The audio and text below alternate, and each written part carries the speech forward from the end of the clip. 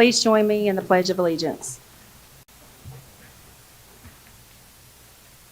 Allegiance to the flag of the United States of America and to the republic for which it stands, one nation, under God, indivisible, with liberty and justice for all.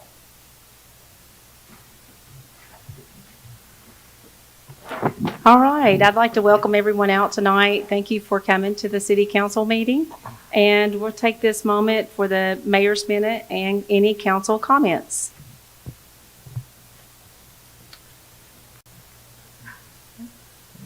I'll just say, very excited to see the announcement recently for the new In the Pines concert, 1st of June, right here in Bristol. It'll have Dwight Yoakam and then a couple other up-and-coming acts. I think this is just another thing that drives home we're the birthplace of country music, and I like to see that we're celebrating it throughout the year, not just rhythm and roots. So I'm very excited for that. I know tickets are still available, but get them when you can. You mentioned In the Pines, and which is downtown, and tomorrow's Valentine's Day, and it seems like anytime I go downtown, whether it's Valentine's Day or just any weekend, it seems like it's busy. Our restaurants are busy, our stores are busy. I just want to give a friendly reminder to make sure we always support all of our small businesses, especially downtown. I'll just add to, my wife doesn't watch these, so I can say this. I went to Fino Florals and got her a nice dry bouquet because she's got a lot of allergies. So there's a lot of great options for those that gluten-free desserts at Urban Thistle. So there's a lot of great options downtown for those that want the normal things, but also a little different too. So definitely check that out. And then I'll also add to the mayor and I, she may mention this, where we had the opportunity to be up in Richmond the other week for some meetings with our legislators, with our assistant city manager, Tamara Spradlin, as well as city manager Randy Eads, just to go over with our legislators, with regional legislators, kind of what our city's facing, what our needs are, asking for their help and their support. Great conversations, great meetings. We appreciate all that our legislative delegation does for us, and we had a good visit with all of them. So. Yeah, I'll just add to that. We had Jake and I met with our assistant city manager, Ms. Spradlin, and Mr. Eads, our city manager, and we did have some great meetings up in Richmond. I think they were very important, to have those to show that we're there and to meet with our lawmakers who are also fighting for us. So it was great meetings that we had with Delegate O'Quinn, Senator Pillion, even some of the others that are maybe outside of our region, but part of the Southwest delegation, from Senator Hackworth to Delegate Kilgore, but all to just, let them know how much we appreciate their support, because they're the ones that are fighting for our area and helping us to hopefully keep moving ahead. And I know there's some money in the budget for us right now, and we're really hoping and praying that comes through.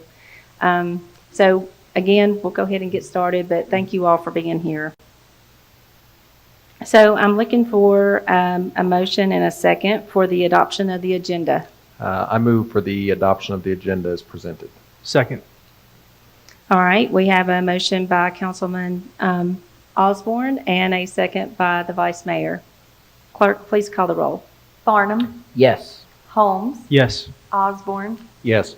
Pollard. Yes. Nave. Yes. Okay, moving into the regular agenda. Tonight, we have an approval of the termination agreement with Ingenco. And our city manager, Randy Eads, is joining us tonight by phone. And I'm looking for a staff report.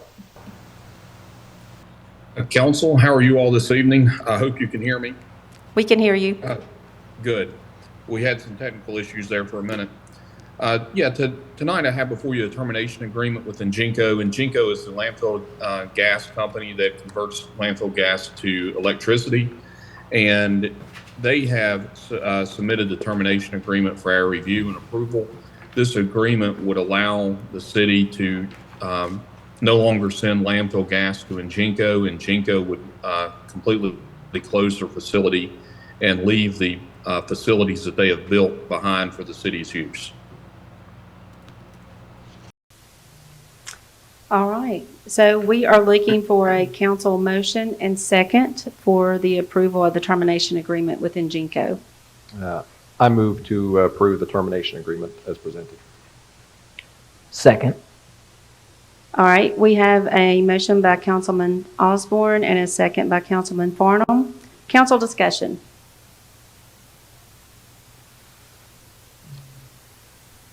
And I'll just start out. I know that in this, they were purchasing the gas from us, from the landfill.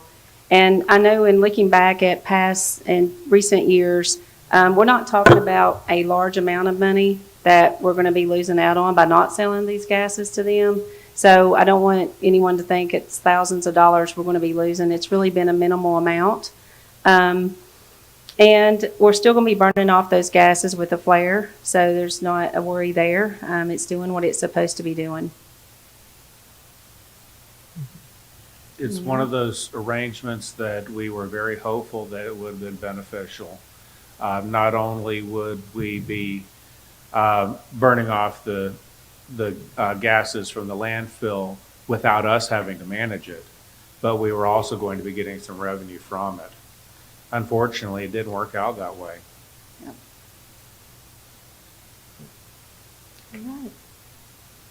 All right. With no more discussion, clerk, please call the roll.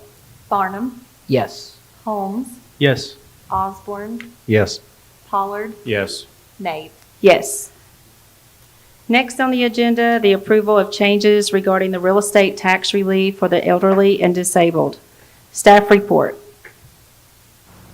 Council, we have the Commissioner of Revenue, Chloe Barker, here with us tonight. She is proposing a change to the tax exemption for real estate, and that would increase the asset limit to it would increase the income limit to $35,000 and increase the net worth to $50,000, and the amount of the exemption would stay the same at $200. These changes would enable 2 or more person households to possibly qualify for the exemption. Of the 93 applicants that were qualified in 2023, 22 of those were disabled, 71 were single widows, and only 3 were married couples. The Commissioner of Revenue's office has been disqualifying many applicants whose income is just over the present limit of $24,000, and this exemption amounted to $18,532 for tax year 2023. And Ms. Barker's here to answer any questions that the council may have. All right. And I would just further state too, I apologize, Mayor, to cut in, but we would have to do an ordinance on this. So that changing this tonight would not make it enforced until we have to do an ordinance. So we'd have a first reading of the ordinance at the next meeting, and then a second reading of the ordinance at the meeting after that. Okay, so we just need to do a council discussion and no voting tonight, right? Right. And if we can kind of get an idea of where council wants to go, then we can make an ordinance and have that presented at the next meeting. Okay. So next I'll move into council discussion. Any questions or comments from the council? I don't have any questions. I actually stopped by Miss Barker's office a little while ago, and not today, but a while back, and this came up and we discussed it a bit, and it makes sense. We see here kind of what some other similar counties around us are doing, and we do have this great program, and it seems like such a small number of people do qualify for it. So maybe by raising these limits, where a few more people are able to get into the program to qualify for it, and we're sort of getting more close to what some other counties around us are doing. So I don't have any questions, and I don't have any concerns. I think it could be a good thing. Okay. I agree. I think this is a good idea.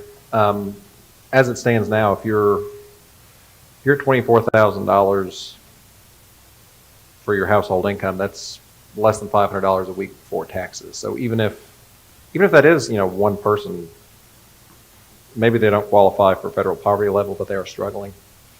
And especially if it's 2 people making that much money, you are having a very hard time. So I think it's incumbent upon us to do what we can to help people where we can and when we can. So I think this is very good. I would echo that as well. Thank you to the commissioner for bringing this forward. I, for those folks in this bracket that would qualify for this, that amount would be very helpful. That would be an electric bill or a grocery bill during this time when prices are getting outrageous. So I appreciate you bringing this. I think this is a good move. I think this will help the folks that they qualify for it. So I would like to see at some point that we could have the income level tied to the federal poverty rate so that we don't necessarily have to bring it up regularly. I think that perhaps this is a good step, but that we may need to increase it higher after we can see where exactly how much that's going to impact the city expenses. Since the people who will soon come to qualify haven't been applying, we don't know exactly how many of those are. But I would like to see it raised to the, tied to the federal poverty rate. And similarly, I'd like to see some of the, I would like to see the asset limitation raised higher than this. This will put us at the second lowest in the region for an asset limit. I'd like to see that potentially raised, consider perhaps 75,000, but all that's hypothetical at this point because we don't know how much that's going to impact the city revenues. So I think this is a very good point, start of discussions. And some of this may take several years to fully implement because we may have to implement it in steps as we see exactly how many people qualify. Yeah, I think looking over what other localities in Southwest Virginia and even further up, the income limits, so this falls more in line with where theirs are at. One question, I do know I think the exemption is for a flat rate of $200, is that correct? Yes, we give $200 And is And that per household or per person? household. Okay. Yeah. Yearly taxes, $200 off the yearly taxes. And some people, I have a few that their taxes are not even $200. So that's really not for $200 for everybody, so. Okay. And like if we were to get 25 new people, that's going to make basically 5,000 or less difference in, less taxes to be collected from the city. But the paper I just passed out there, I've done that hurriedly to show you kind of like where it's fallen each year. And, it's not that much money that we're giving out for the program. I know years ago, back in the 2000s, early 2000s and things, I had like close to 250 people apply, and it's dwindling down. And so like now, there's hardly anybody that qualifies that is a husband and wife. Most everybody is, just a single widower or widow or single person. So. Yeah, I think it's great to see that it has decreased over the years, but I have to question, is it because they're right at that threshold, and so that difference that we're going to make? Well, I did do down there at the bottom, each year, I didn't get it all, I just grabbed some of them, but, there are some, now these are just the ones that physically fill out an application that we've disqualified. There's a lot of people that call in once they get their tax bills, and we go over it with them, and, so I don't have a record of how many people we just talk to over the phone and tell them that they wouldn't qualify for the program. Yep. But as Mr. Pollard was saying, I can tell you that Washington County, on their program that they have, they do a cost of living increase each year. So I guess it's in their code or whatever to do that. And so it raises each year automatically to $300 like that. So I'm not sure how it works, but I know that there's changes each year with the cost of living. It is very interesting to just compare it to Washington County, because it's right here with us, that their asset limit is 150,000, Mm-hmm. and their income limit is 34,000. So raising ours to 35,000 income limit, and then 50,000 would be the net worth, right? Yeah, that would Is be their what- assets. Of assets, yes. Yeah, any other property they own, the value of vehicle, which vehicles are going really expensive, but the majority of the people that apply for this do not have vehicles.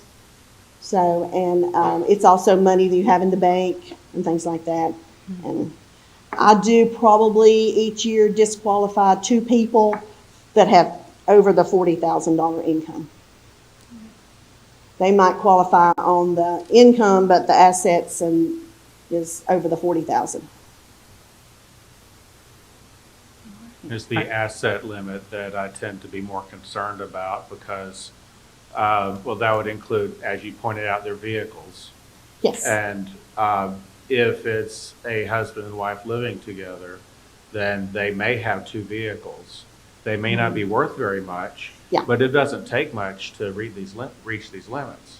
That's true. And if they saved anything at all in a retirement account, $150,000 only brings a few $1,000s a year in interest, but it's going to disqualify them for the tax abatement. Mm-hmm. Can you tell me how many years it's been since we have adjusted this?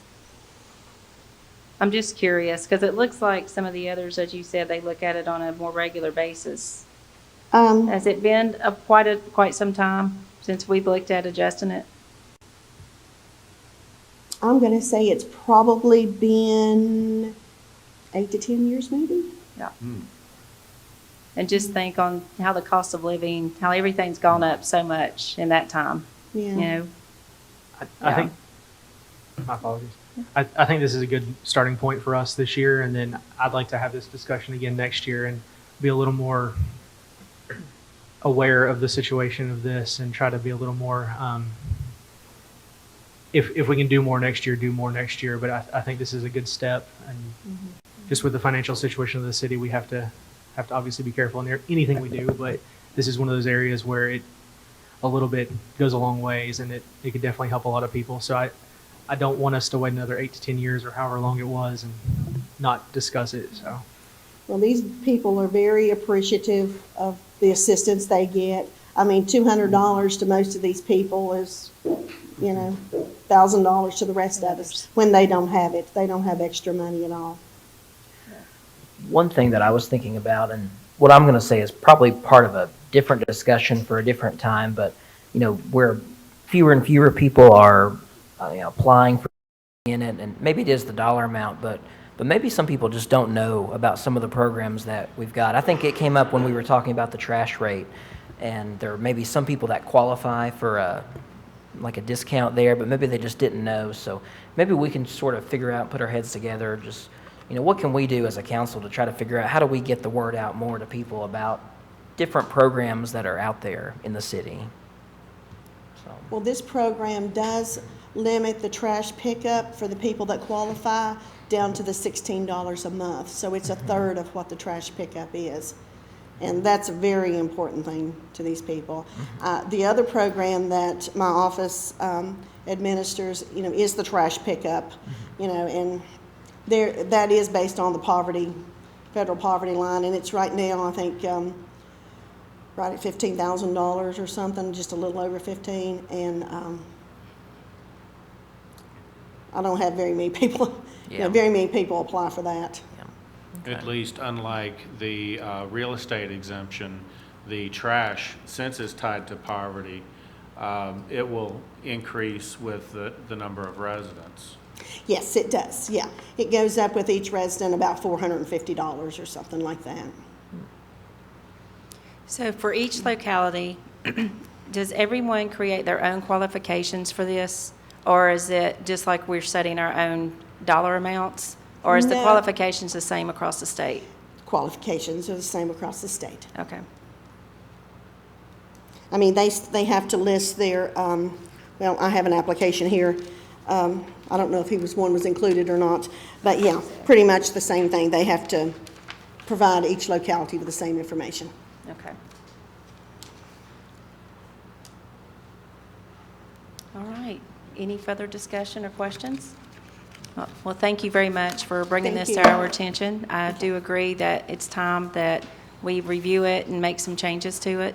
A lot of things have changed in the past 8 to 10 years, and it's Yeah, time that's for true. us to change these amounts for sure. Okay, thank you Yeah. for your time. Thank you.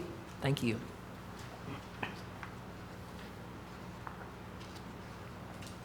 All right, next on the agenda is the urban archery discussion, and looking for a staff report. Yes, council. Tonight, we need to have a discussion in regards to urban archery within the city limits of Bristol, Virginia. We've had this discussion on a number of occasions in the past and have been unable to come to a consensus on how to proceed, mainly in regards to location where deer hunting could take place within the city. And, at the last meeting, we had some comments in regards to the amount of deer that are located within the city. I've talked to each of you all, and it seems like there may be a consensus to move forward. But at this point, we just don't have an agreement on how we should move forward. So I think it'd be appropriate for all of us to discuss this tonight so we can start putting pen to paper. All right, thank you. And yes, I agree. As you all know, we have been looking at this, and several of you all I know that are out there have brought it to our attention about the increased number of deer that you've seen across the city, as well as other wildlife, but especially with the deer. And so kind of doing my homework and looking at other localities that I feel like are similar to Bristol, and looking at who else already has this urban archery ordinance in place. And I was looking at the city of Galax and the city of Radford, and looking at what they qualify, how do you get that urban archery permit, or what they do. And they both have some similar things in their agreements, but then there's some that are different as well. So I think it's going to take some discussion from this council for us to decide what all we need to have in this agreement. Even thinking about, do we require permits, and who provides the permits? Would that go through our police station, or how is that done? And then also the type of archery and how close to homes and that kind of thing will we allow it. And then again, getting permission to be on other people's property to do it. And so those are just a few of the things. I've got a ton of notes that I think are good for discussion for this council to review, but I'll open the floor to hear of any other discussions. Well, I'll just jump in and say I think this is a good idea that we're discussing it now. This came up when I first got on council several years ago, and at first I was a little hesitant about it, but I think over time my understanding has evolved and changed a bit, especially after seeing what other localities do, some that are close by, some localities that are in other parts of the state, some that are a lot bigger than us even that have this. So I think I'm in the same boat. I'd be for this, just figuring out the details, just like some questions about, okay, is it only Bristol, Virginia city residents that could apply and get a permit? What if Washington County resident wanted to apply and be able to do it in the city on a certain type of land where they're allowed by the property owner? So just figuring out some of those details, and I know we've got some wording in front of us, and I guess my understanding is this is maybe a rough draft of a previous version when we started talking about this before. Yep. But overall, I think I think we can put our heads together and figure out the details with it. And I guess just to clarify, the season would be, I guess, in the fall. Is that right? Probably. By the way I've read it, there are 2 different times that you're allowed to have urban archery through the Virginia Department of Game and Inland Fisheries. And I'll allow the city manager to correct me if I'm wrong, but it's like January to March, and then October to, it's Okay. like a timeline. So we would follow in line with what is established by the state, but then consider and look at what we want to put in our conditions. Mm-hmm. according to the DWR website that the city manager sent to us, there are, looks like a total of 4 different seasons. There's the urban archery deer season, the early archery deer season, the firearms deer season, and the late archery deer season. And together they total from the first Saturday in October to the first Saturday in January. That's how I read the webpage anyway. Yeah, but for this, we're looking at the urban archery piece, right? We're not looking at, are we considering all the other types? We would not consider the others. It would just be the urban archery. Right. Okay.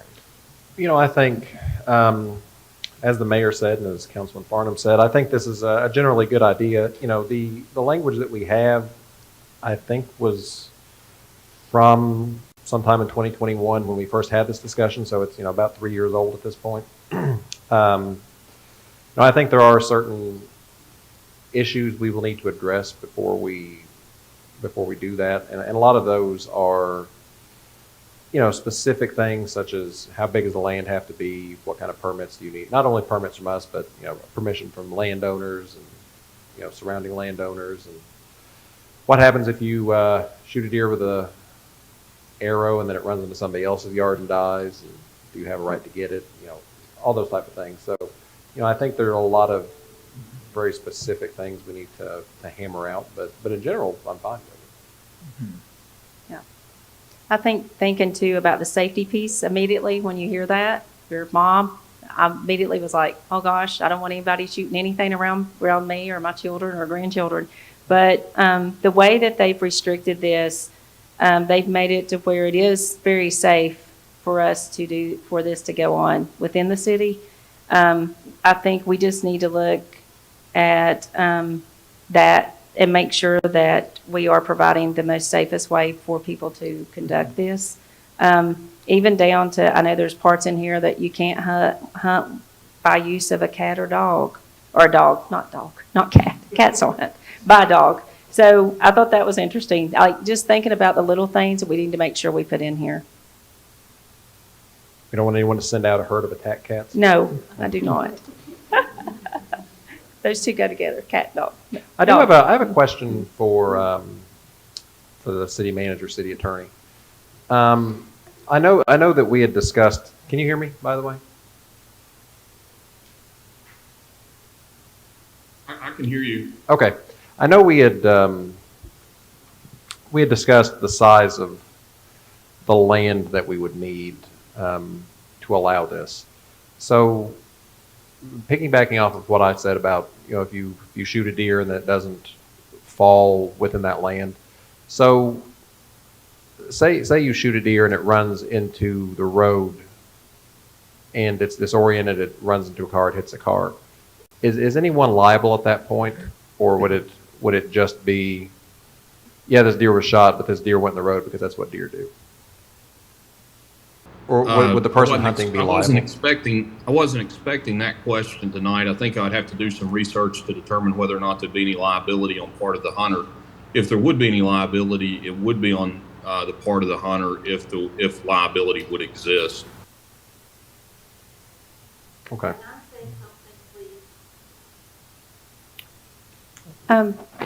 Sure.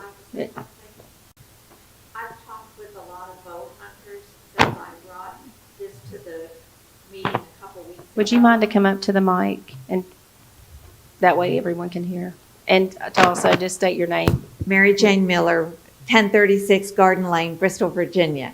And I've spoken with a lot of bow hunters since I brought this to the meeting a couple weeks ago, and they tell me that very rarely does a bow hunter hunt alone. And they have a second person who is spotting the deer. So if the deer doesn't fall initially with the first arrow, there is another person ready to take over and shoot the deer again or follow it closely so it doesn't hurt anybody. And if you go on the Urban Archery website, it lists everything that a city has to do to be safe. Yep. Thank you. Thank you. All right, well, we will look at discussing this additionally and coming up with, did you have another comment? Well, just the only question I had was just to sort of figure out a timeline if we were going to have this, let's say the season does start in October or November, to be able to enact the ordinance, and I guess we would sort of need to just figure out the parameters sometime in the spring, early summer, because if we were to have a system where people apply and get a permit for it, we'd have to allow them to have time to do that maybe in the fall. So that's kind of my understanding of the timeline. We have some time, but we don't want to delay too much if we want to get it done for this upcoming fall season. Right. I think we can, I know I've got my list of notes to talk to our city attorney about, and I think you all should do the same. And we've already got one ordinance that has been drafted that we can look at and consider, and then make any changes from there. I wouldn't expect it would take too long then to get it back on the agenda. All right. All right. Any other questions? All right. Next, matters to be presented by members of the public for non-agenda items. Anyone signed up tonight? And we do not have anyone signed up for that tonight. So we will move into the consent agenda. I'm looking for a council motion and second for the consent agenda. I move to approve the consent agenda as presented. Second. All right, we've got a motion by Councilman Osborne and a second by the Vice Mayor. And clerk, please call the roll. Farnum. Yes. Holmes. Yes. Osborne. Yes. Pollard. Yes. Nate. Yes. All right. No further business. We stand adjourned.